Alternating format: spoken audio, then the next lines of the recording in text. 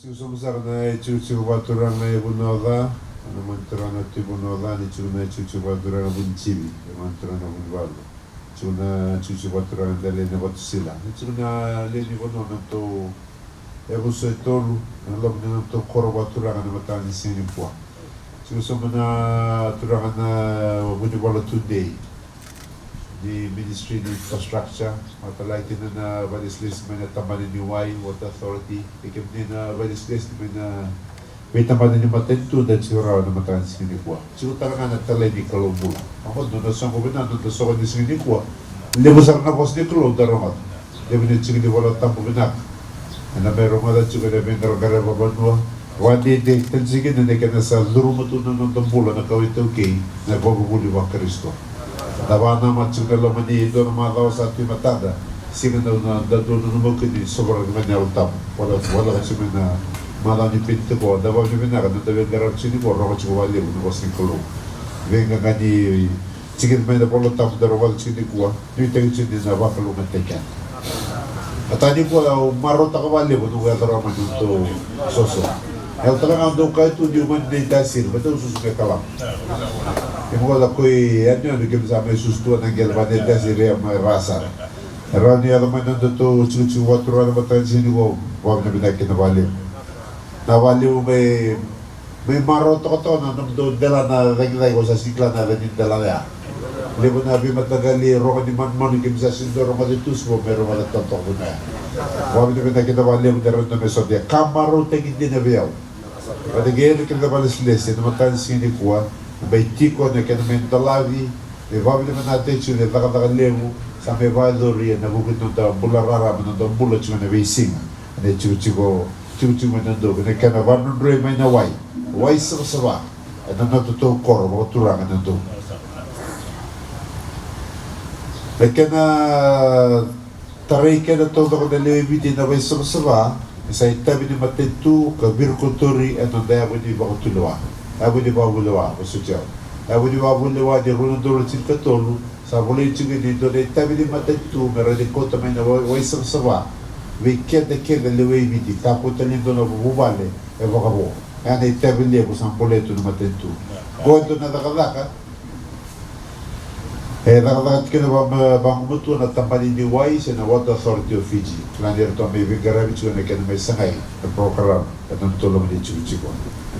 Tuba-tuba liya mo siya ni Matentu, nalaman ni tuba-tuba ka, nalaman ni lima na yung baki, kaya nalaman ni Rosa Gulang baki, Rosa ni tuba-tuba ka liya ni Matentu. Siya nang di tuba-tuba nalaman ni Rosa Gulang baki, wata kaya ni tuba-tuba nalaman ni lima na yung baki. Wata kaya ito na was mapalang na Strategic Development Plan. Doon na chikin liya mo siya ni tuba-tuba ko rin kaya naman rin may naway.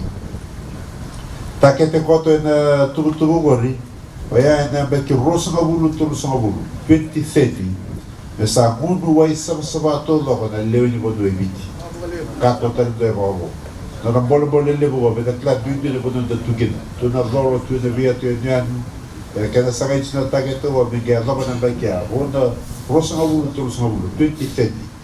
Way sababa nasa taray ka de kene de ibiti. O wa binibena tatsu na yoroma da tsuna itutuko.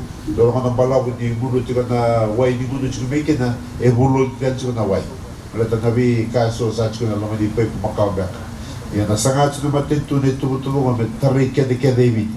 Ano ko ibiti e rauta ni ibiti sa gulo kawal na pasyente ni Leoni Banua e sa dubiro tsika na way sa kasawa. Kaya pala sa evotan ito ko e biya ruso mo karuan na pasyente. E nalaman ni ibiti na ang bagi sa itong may mata na may narundol tingkaniwa kina Runadolo tul sa ulo may taray na way sa kasawa. E napag-iba kayo labong ko, waroto ay kinamatintu, e rota ni Rosa Gulang ka $1 billion. E nakanagkarami na lakal-lakalew, ni ka na mga nondoy na way sa kasawa, e na 20-tigo, karantigo na tungda ko ni Korwa Balay. E baka nung tul tsuki. Laman din doon namin ko, Rosul ka $1 billion. Sakay ito kayo ni may kawin na way, e na nung dabi, tsuki na dabi korkor.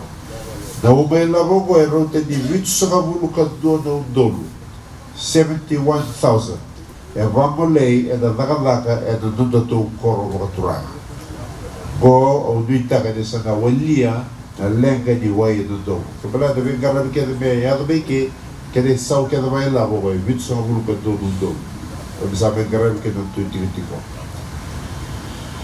da bo no droi se mo do bini vai so sava e tiki di non da vi votora da ki na votora da ki na le mondua ka bau ki na non da kawa de sir mataka na non de semati da vai so sava e se rola ngani kawa ni bolo di vi votora da ki e abu di tela ngani tubu ki na pula sautu e da rayongo e daga ba ku ko sartigo no dom di batentu e de keda baka vutu kanataki na lalawa se tubu lebu di vono droi di vai so sava vi kede na daga kamendo live di kua e non to korbo turanga o vamos do berote di ros ka vulkaono do vale che do dai tu goviao e rote bega di due na trauto no sngulu na le di ko ni sa na vamos do vi e da waiwo na daga ko e wilikina e kada tarle do da sodi waiwo se na dam che da do na tangismende se da reservoir karau ni tawana e rote di vasnga vulu na lita ni wai. Ia mai rabatalanga e tiri karua na paipa ni wai di Sicily. Kei da tiri karua na paipa tulaki, se na stand pipes. Na leni bonua ke leviti e nondonu me ramundu wai sarasava. Se vanua lava e ratigo kida e na nonda vea ni anu e na muda se na lomili vanua. Na wai minuduvi se wai di vakasanga ke na wai di sarasava. Di sanga na wai sarasava e na basi ka da tau mati ke da karamada e na sanga talanga ni rao na pula sarasava. Sasasanga leu ni nomi ni batentu me reida me kakua ni dua na leu ni mondua. Ni waso tiao. Sasasanga leu ni nomi ni batentu me reida me kakua ni dua na leu ni mondua.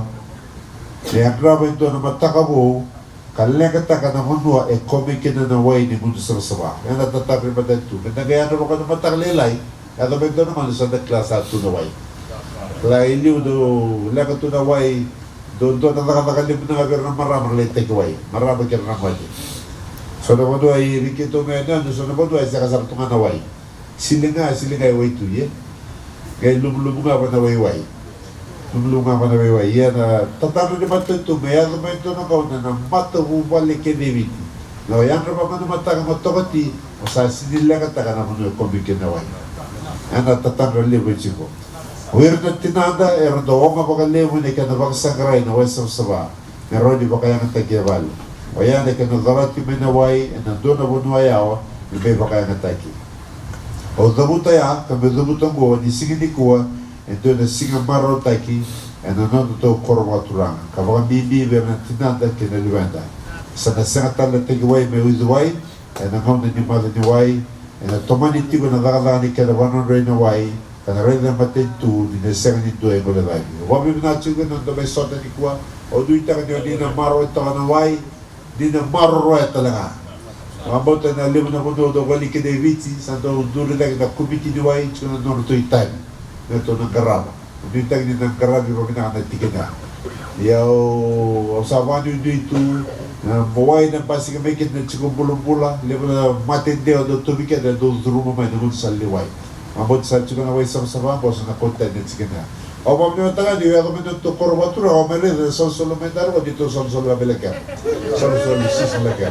Abi na kita bale sa yuta ka di na bagurin pula be keta. Nawai. Di ba kaya takba binaka be kalunga to dumi di banua. Ka rabi na tsuna na no the basic mataka. Na wale sa.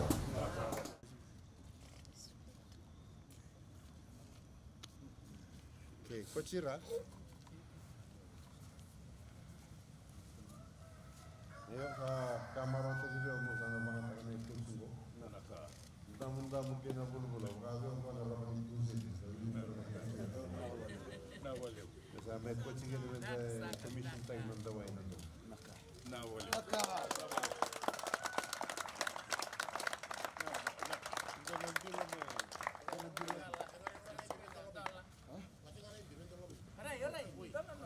Dalla, ci una poca.